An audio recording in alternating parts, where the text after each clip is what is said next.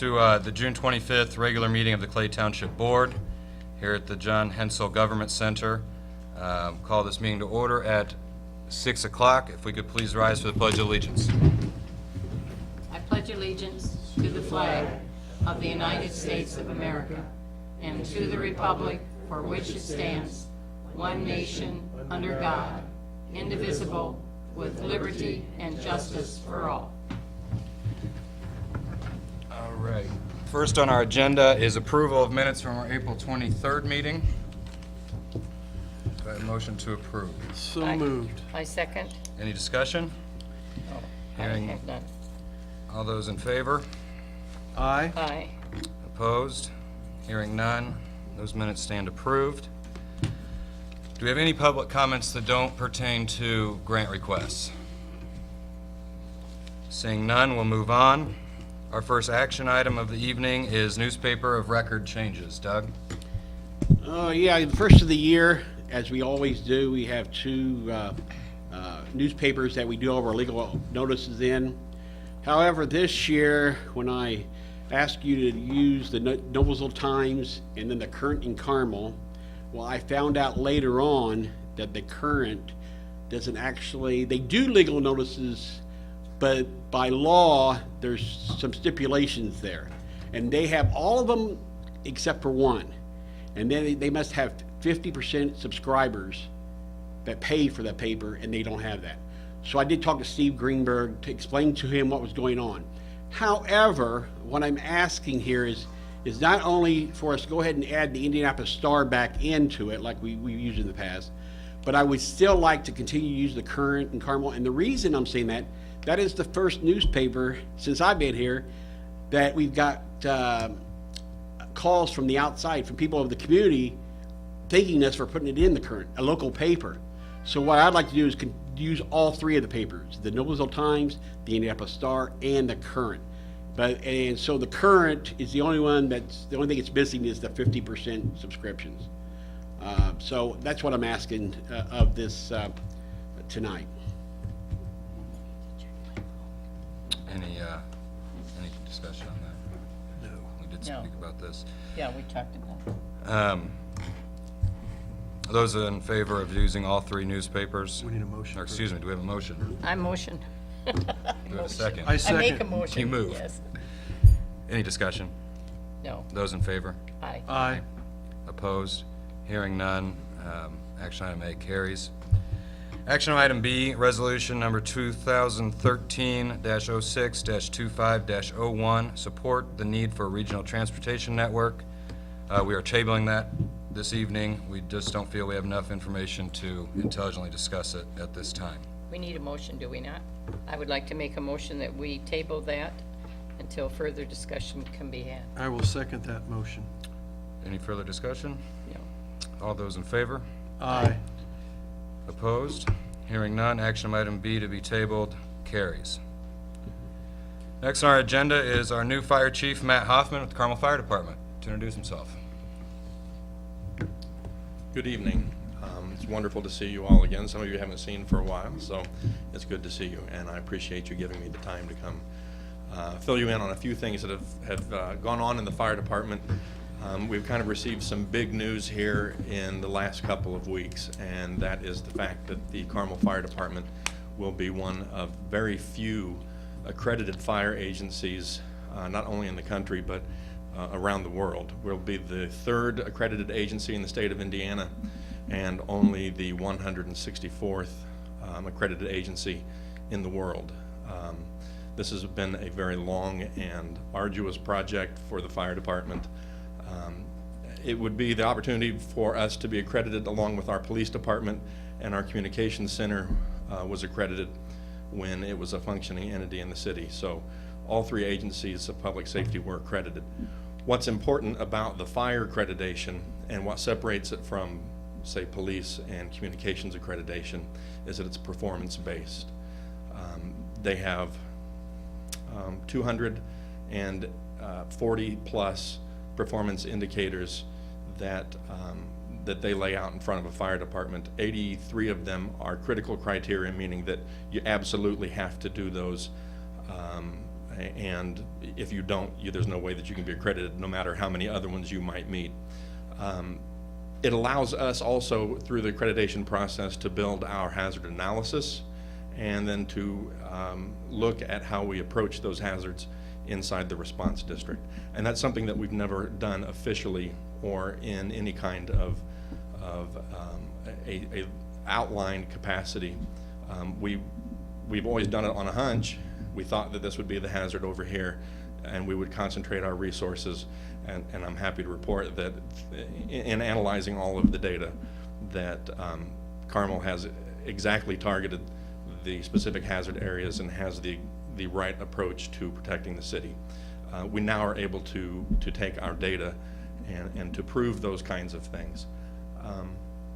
And I think most importantly, what the accreditation process does for us is it sets performance standards in terms of our response times. We have a goal to have our call processing time at the dispatch center to be 90 seconds or less 90% of the time. We then have a goal of responding out the door once the tones are set off by the dispatch center, that we have the truck rolling within 90 seconds 90% of the time.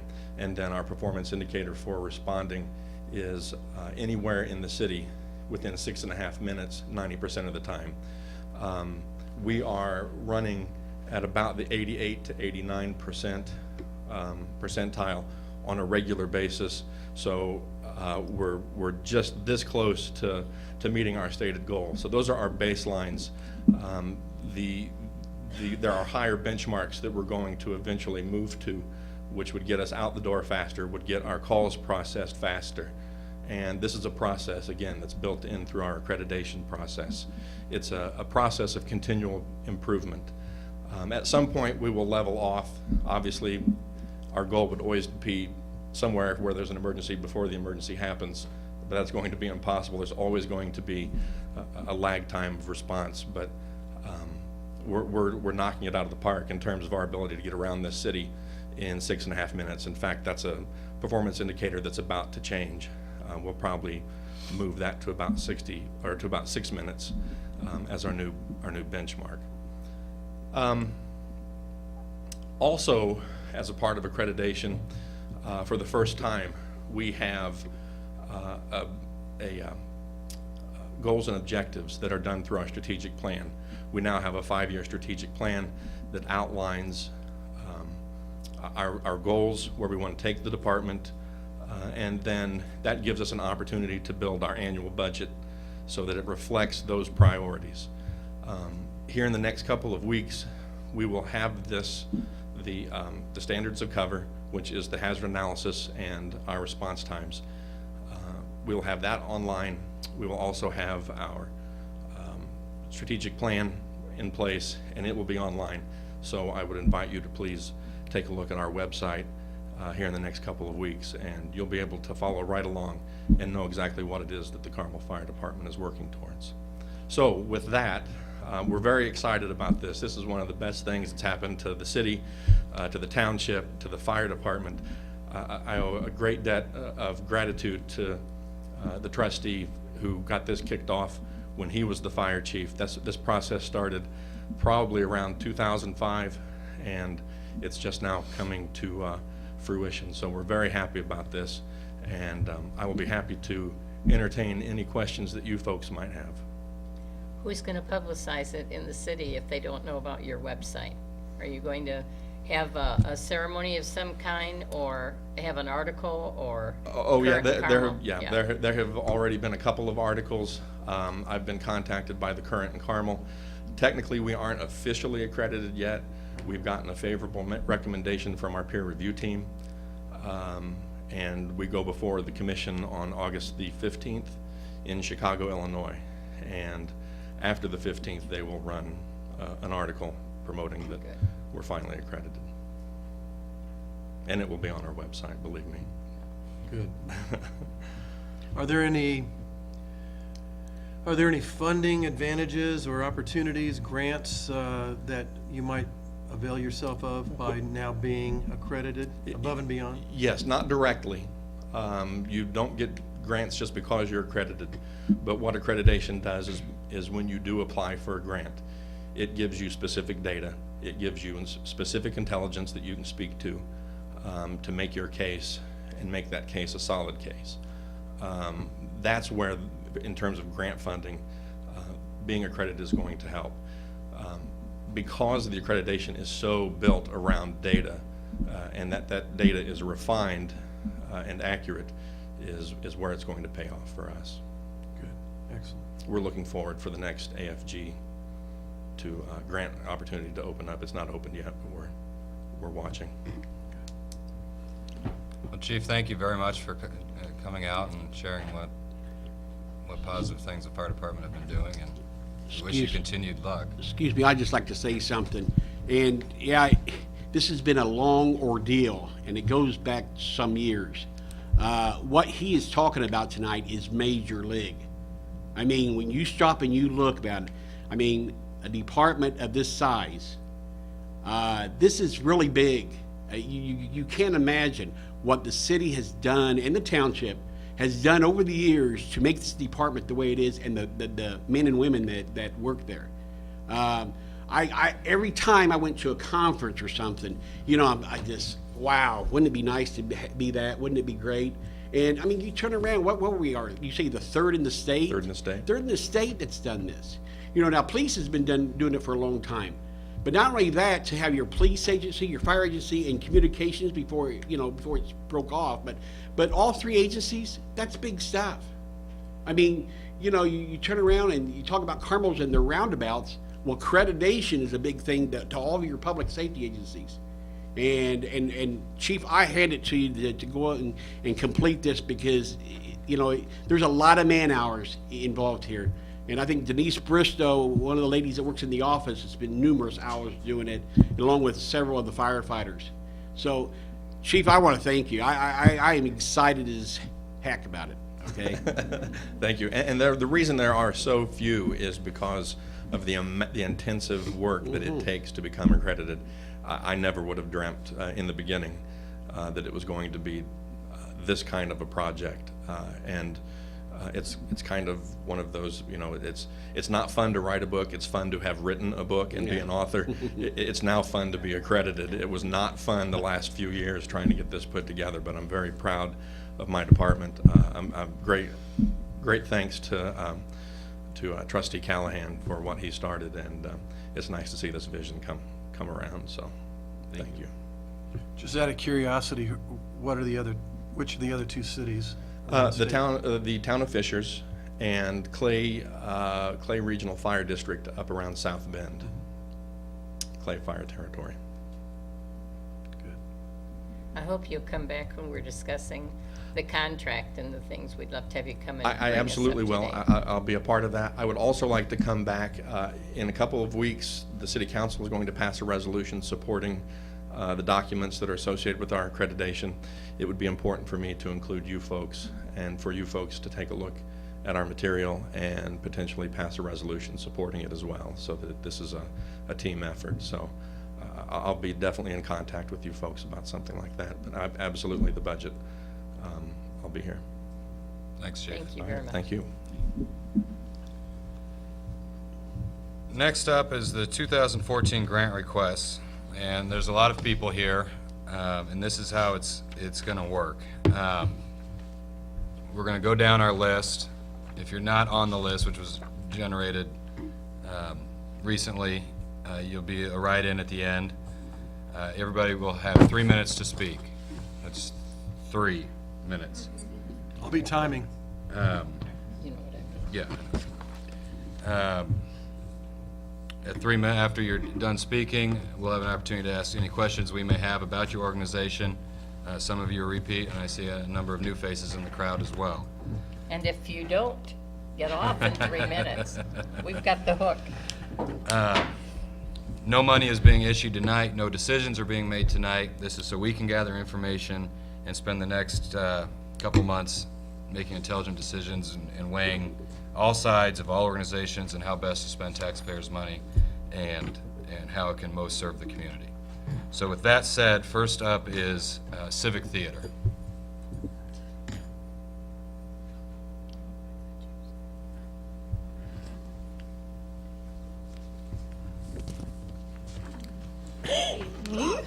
Excuse me. My name is Catherine Dixon. I'm representing Booth Tarkington Civic Theater. We are the grateful recipient of the township's support for our service of theater education and access to the local community during the calendar year 2013. As you know, we're the principal resident in the Tarkington at the Center for the Performing Arts, and we look forward to opening our 99th season in this September. We have a long, respectable history as an independent arts organization in Indiana. Since 1915, we have become the largest community theater in the state of Indiana, among the 10 largest nationwide, and among the longest continuously operating community theaters in the nation, having kept the lights on through 2 world wars, 5 relocations, and 17 presidents. Civic's mission to foster a love of theater through education, imagination, and participation is achieved through serving 51 patrons annually through opportunities on stage, behind the scenes, in the classroom, and in the audience.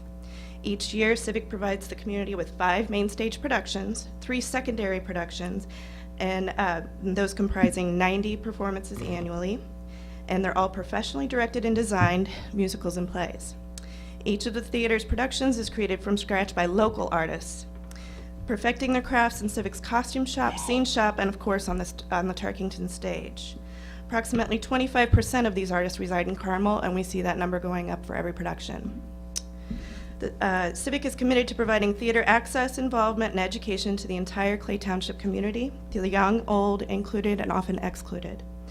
Civic serves the members of Clay Township by feeding the spirit and improving the quality of life in the neighborhood where it works. Through established outreach programs, Sneak View, Backstage Pass, and Act One's local performances, Civic includes and embraces our underserved neighbors. Through the support of the Clay Township Board, Civic increased its Clay Township service to Clay Township's underserved residents by over 36% between its first and second seasons in the Tarkington. The organization stands poised to serve an additional 1,150 Clay Township residents by the end of 2013. To continue augmenting Civic's service to Clay Township's most deserving residents, Civic respectfully requests $10,000 in support of Sneak View, Backstage Pass, and Act One's local performances during 2014. This represents 9.7% of the total budget for that project.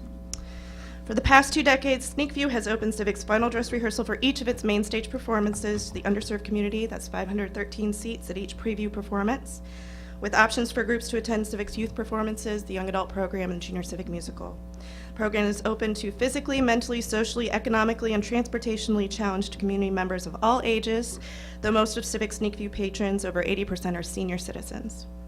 They live in retirement homes, often on fixed incomes, and would otherwise not have the chance to attend theater. Sneak View provides an enhanced theater experience for participants as each performance is preceded. Time, please. Thank you. So, just refresh my memory, this money goes to the show before the opening Yes. to serve the elderly, those that can't perhaps make it, and for educational, for young children that would, to also Yes. get them included in theater. We have TheraPlay as one of our groups, as well as, Manor Care at Summer Trace is one of our very regular customers. They've been to almost every Sneak View this year. In addition, we also have a performing group of elementary and middle school students who perform at Manor Care at Summer Trace. And they visited there twice, where they serve the entire community. There are seniors that come down to see them in a central location, and those that have mobility challenges, we go through the halls and carol for them. Thank you. Thank you very much. I have something else to say that has to do with the length of the speeches. While what you said was very interesting in the beginning, the meat of the subject is what we need to know, and that is how you've used the money, how you're going to use the money, and what amount. And if you can start there and then go backwards, it might be better for another year, but if everybody else would keep that in mind too. Thank you very much. Thank you. Thank you. Next up is Carmel Clay Historical Society. Thank you. Thank you, Kathy. Thank you. Do you have something that we can have that has your information on it for us? Thank you. I will tell, if they don't have copies for you, as long as I have one copy, I will make copies for the board.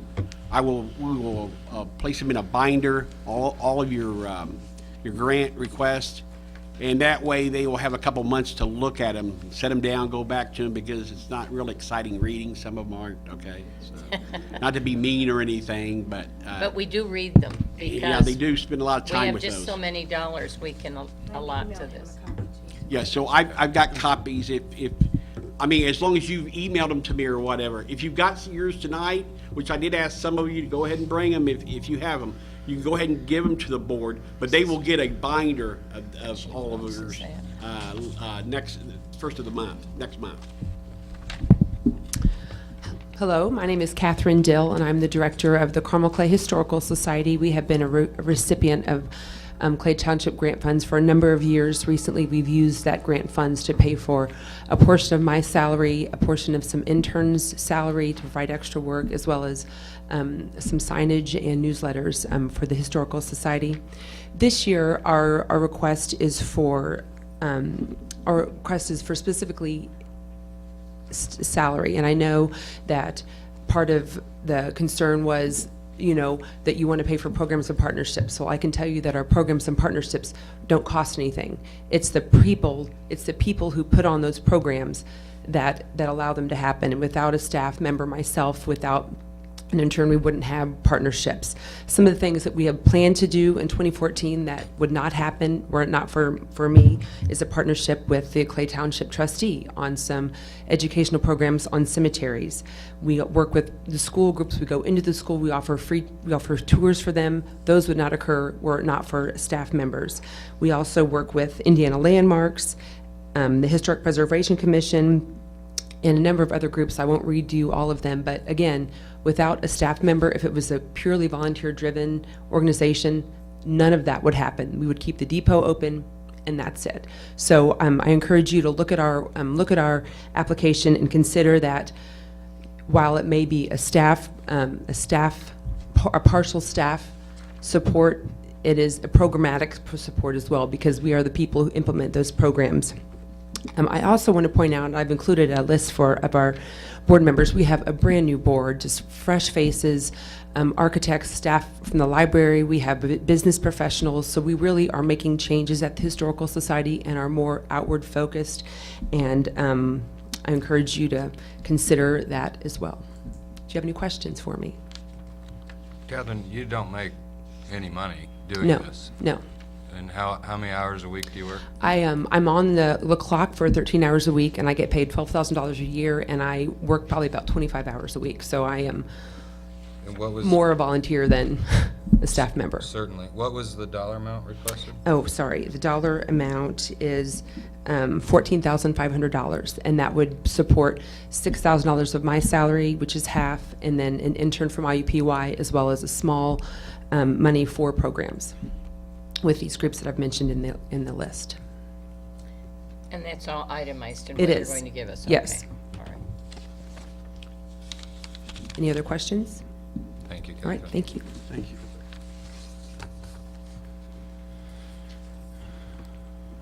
Next up is Carmel Dads Club.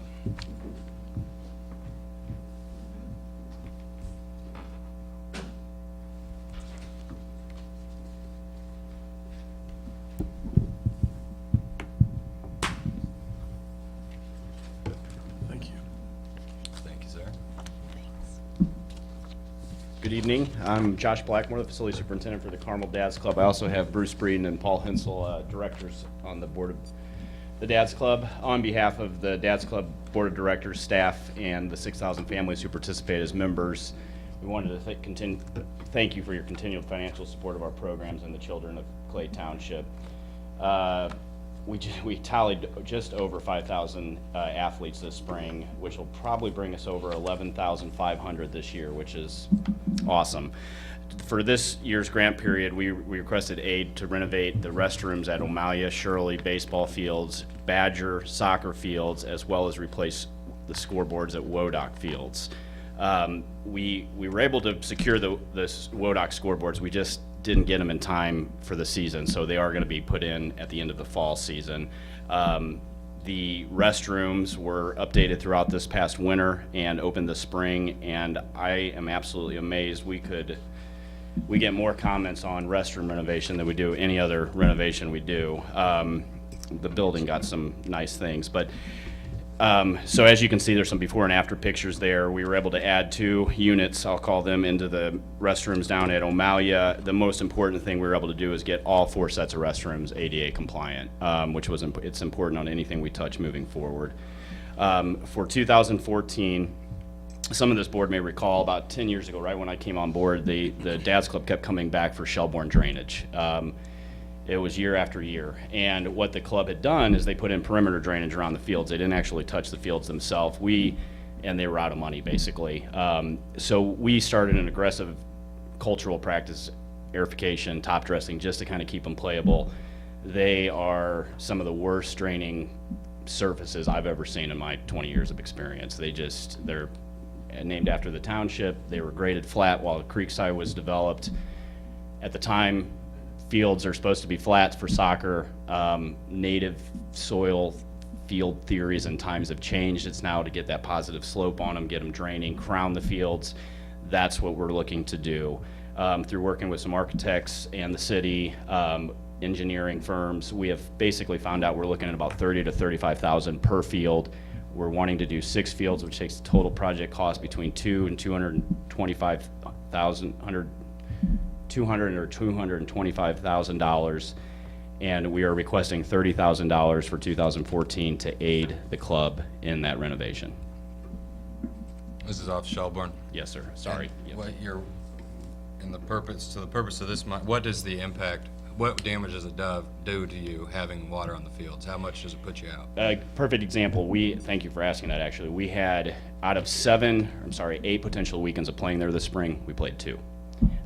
We probably have just under 1,000 kids out there on a weekend, so that greatly impacts us. We get a half-inch of rain, all other facilities are playable. Shelbourne will be closed. You'll see some before and after pictures. We got 1 inch and 1/10. That facility was closed for 2 nights while everything went that next day. It's they've been just abused over the years, and again, they were graded flat. They're native heavy clay. They're basically soup bowls, and there's nothing you can do to go in and put drainage in. They have to be, the water has to be made to leave the field, basically. So,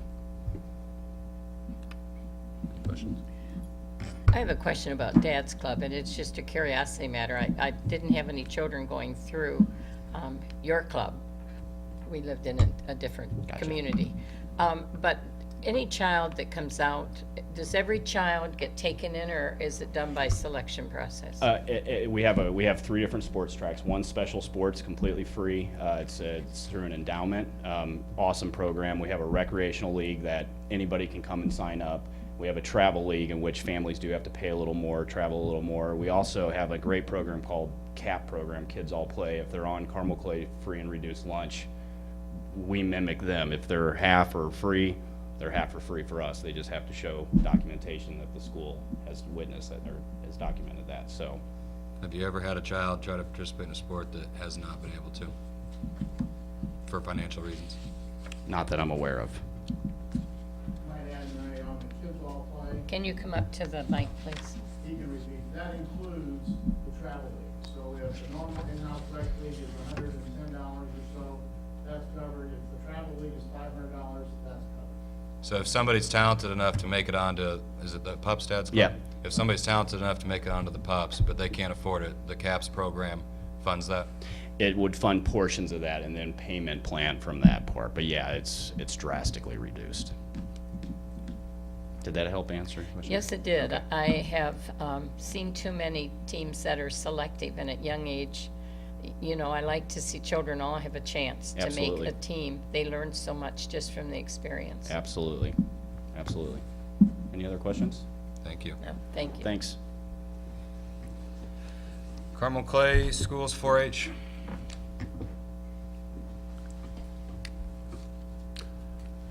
Doug, have you received anything from? No, I have not